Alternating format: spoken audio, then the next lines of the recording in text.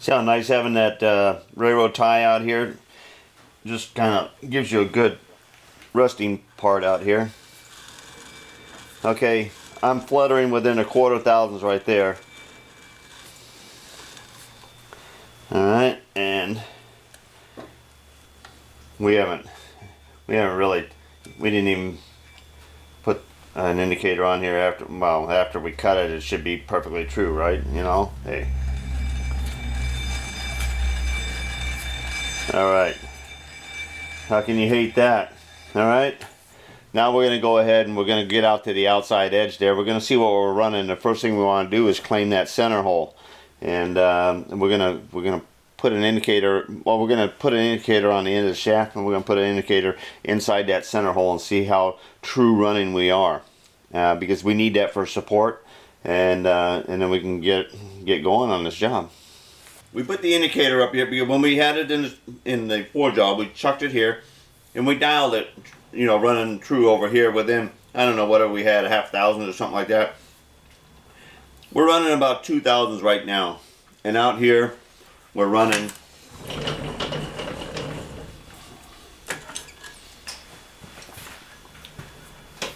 about 5,000s. So the chances are that this center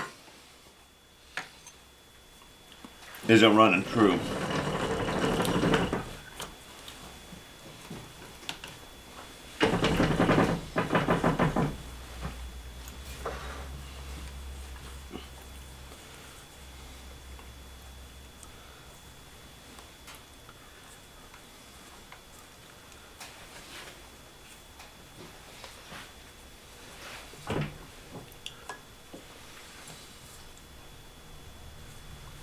And I'm just going to let it go right there.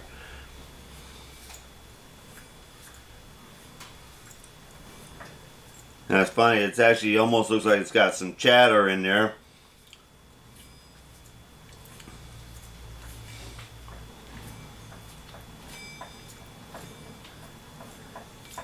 But it runs out about 5, 6. Alright, so we're going to go ahead, we're going to single point that center so that we got something true to ride with. Alright, I got the compound set at 30, and I brought the CA2 holder around to this side here, and this is an old boring bar. In fact, it's been heated a couple times. In fact, actually it's been cracked from bending it and then bending it back. It's kind of wiped out, but unless you have a little nub on the end, it's easily ground to get in here and be on center line and cut that that angle we need to cut in there. Now we go ahead and we make sure we got the bit set the right angle, you know, for our cut and scoop and all that stuff on the top, the relief, and then we kind of eyeball it with our compound, make sure that that angle is going to come in, have clearance on this side behind the cut. We can tighten this down.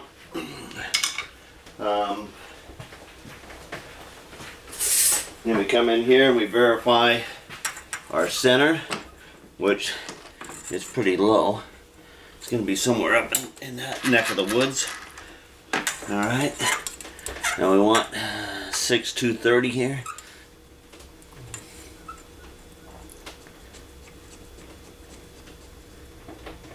Right about there. Yep. Alright.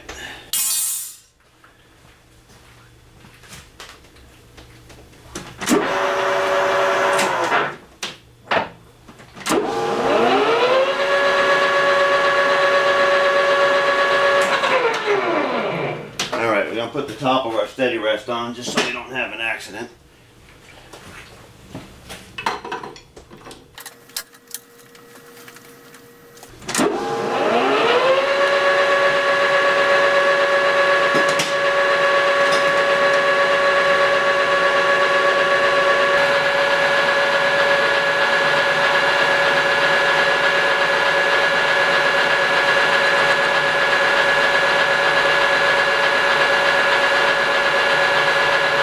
Just lightly skips. You got to look all the way around your bit, make sure that you're clearing the underside and the backside and all of that. Now we we're just feeding a couple thousand at a time. All we want to do is see a perfectly round hole being cut. And I like to just put a little Sharpie in here like this.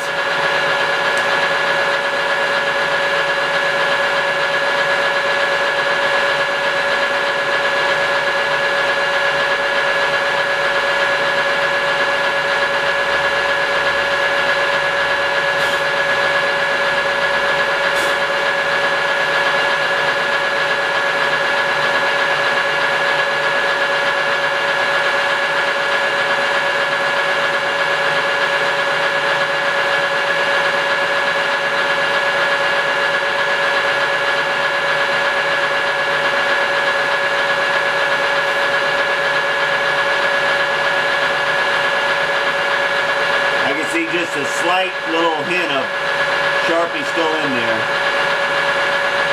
This will probably make about a total of 5,000s cut out of this from where I started on my dial.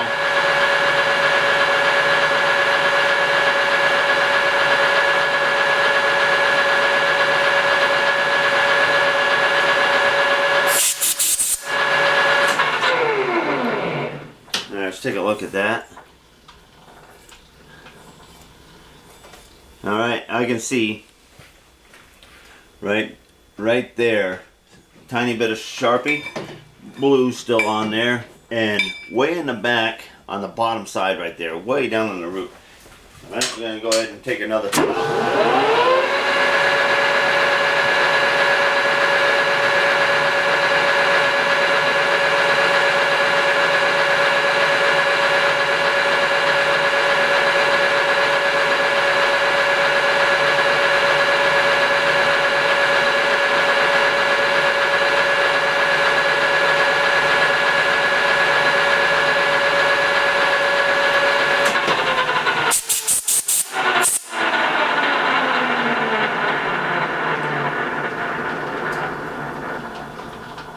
Okay, the inside cleaned up, but I see a real faint there. I want 100%. We're going through this effort. Let's make it 100%.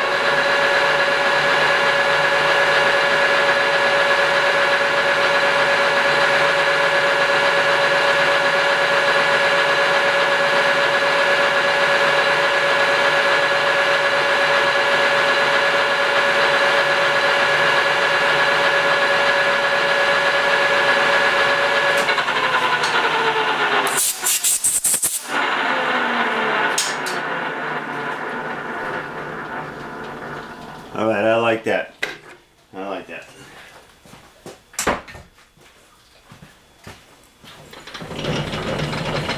Alright, now we can bring the center in here and let's go ahead and let's keep it in here about 2. Alright. Alright, now we're ready to rock and roll.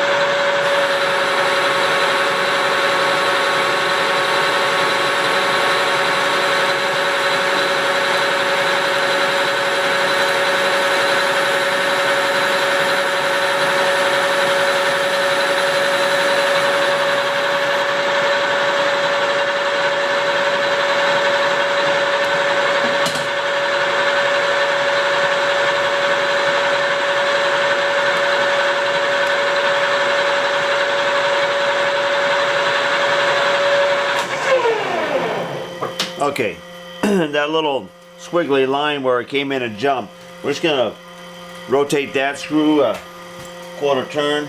This one here, quarter turn. That should advance the cut that way. That should clean that up now. This little diameter right here, let's measure that.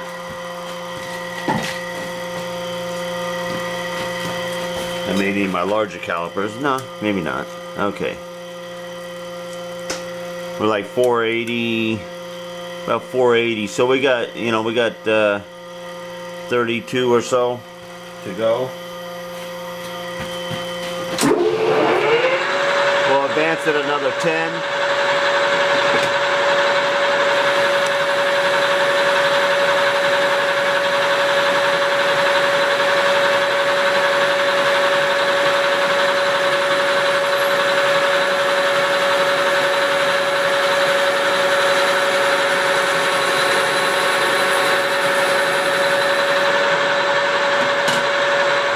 Clean that up real nice. This shoulder's not real critical.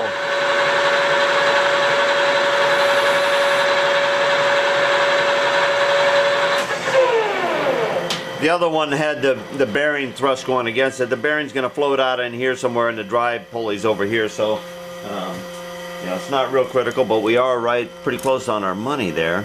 And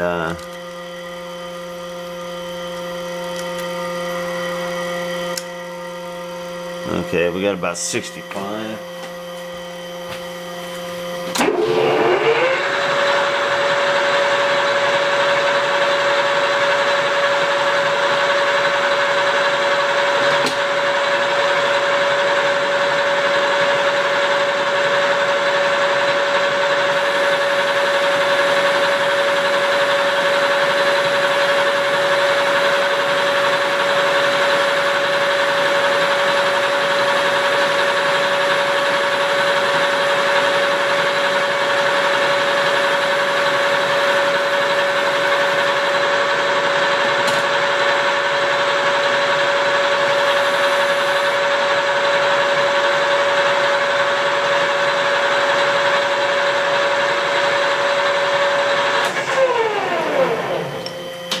Alright, we're going to go ahead and use our micrometers in here so we can gauge this a little better.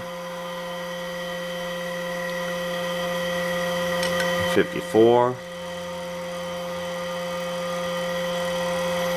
And like 45.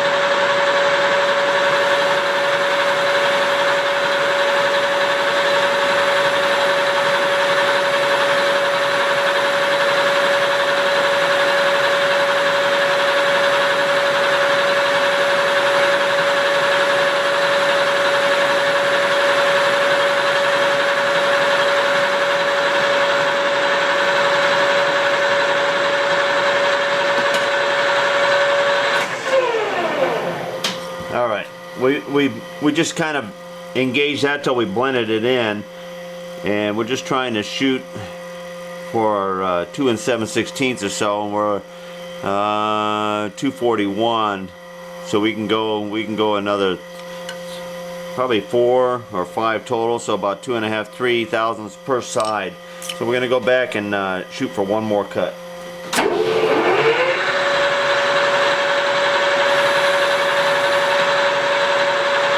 See how it feeds out? Okay, we're gonna go ahead. This will be the final cut. We took 3 thousandths.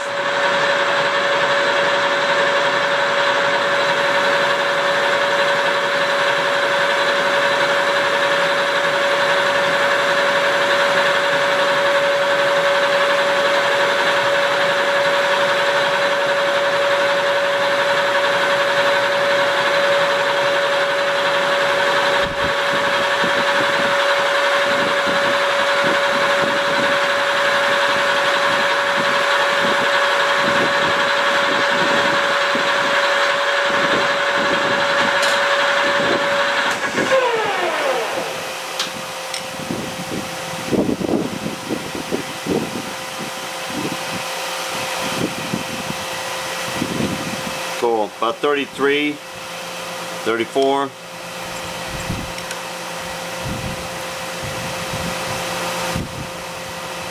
But still, we can get our 7/16 all the way to there, so that's just relief right in there. Bearing fits in here, drive in there. Nice smooth radius for strength. That's cool. Okay, let's go to the radius on the plate. Alright, we run into a dilemma because we're so close on our clearance down here because we don't have that lip. We were able to go underneath that register on the other side, get real close, but we're held back from having a real, you know, easy way to go here. So what we did is we went into that old toolbox collection there, and remember this tool holder that was in there?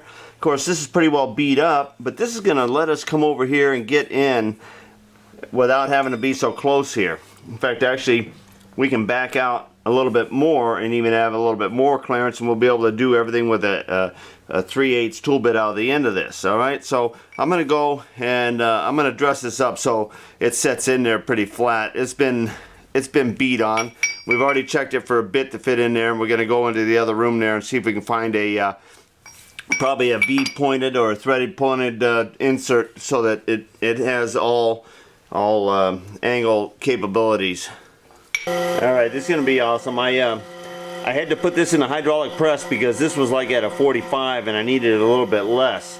Now you can see that that we got clearance here on this side of the bit now, and this leading edge is, you know, okay, just being straight in line with the tool bit, but I had to grind back on this. This was a used tool bit in that box collection there.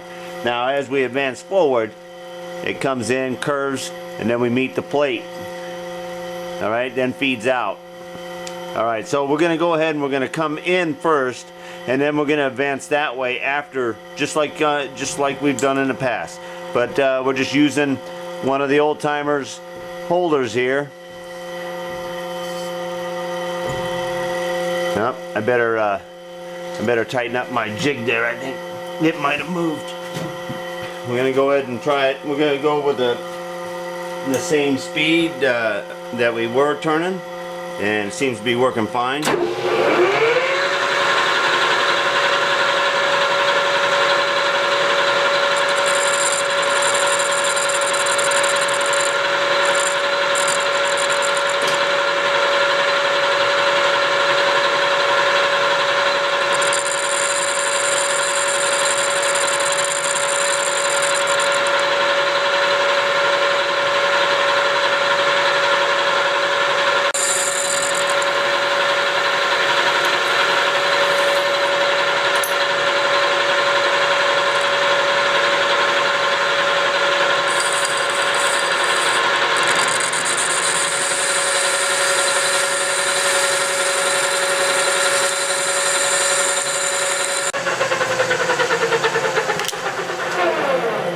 Alright, just a quick look here. We got a couple little divots down in here, close to the bottom.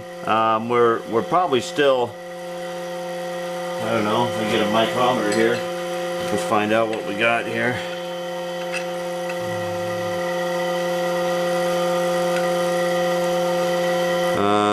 Let's see, like 175. And so we got almost 25 thousandths per side there. And we're starting to really get nice out here towards this edge here. We will have to advance it that way. So let's go ahead and we're going to take 20 of the 25, and then we're going to see what we got for surface after that.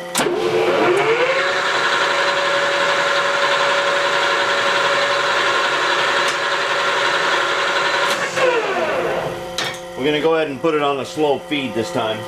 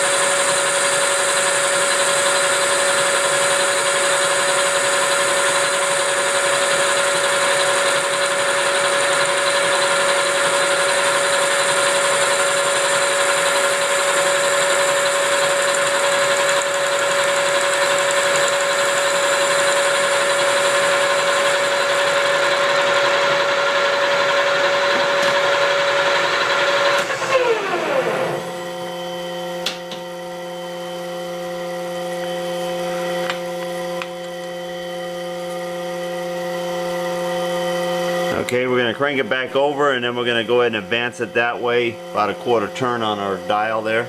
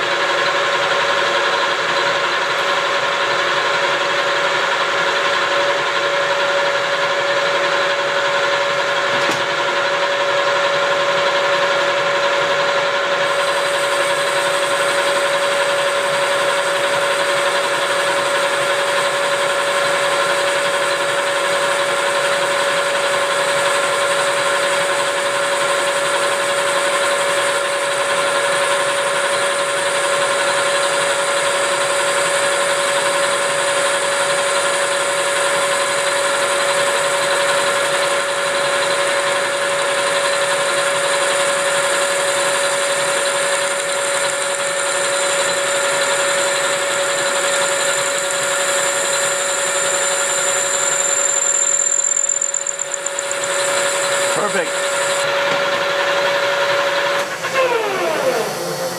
Oh yeah, yeah, awesome. Okay, we got a couple inclusions, one there. Okay, we got one inclusion. Finest kind. How can you hate that?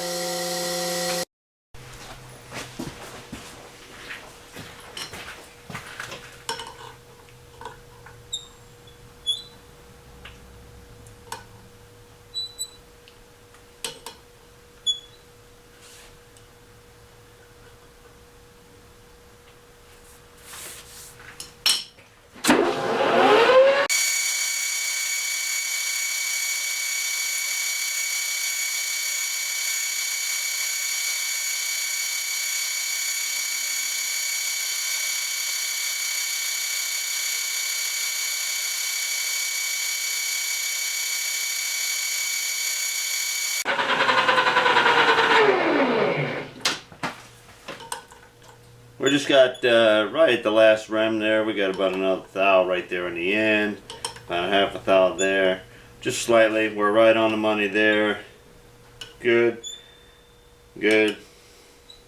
Good. So it's just in this area right out here.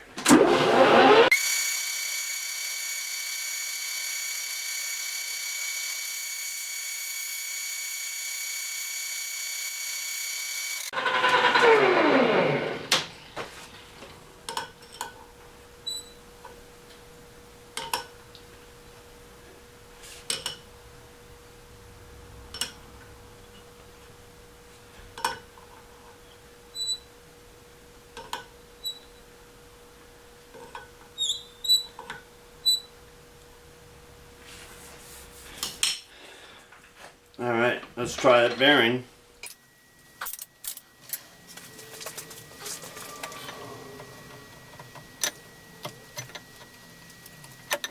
Just a skosh more.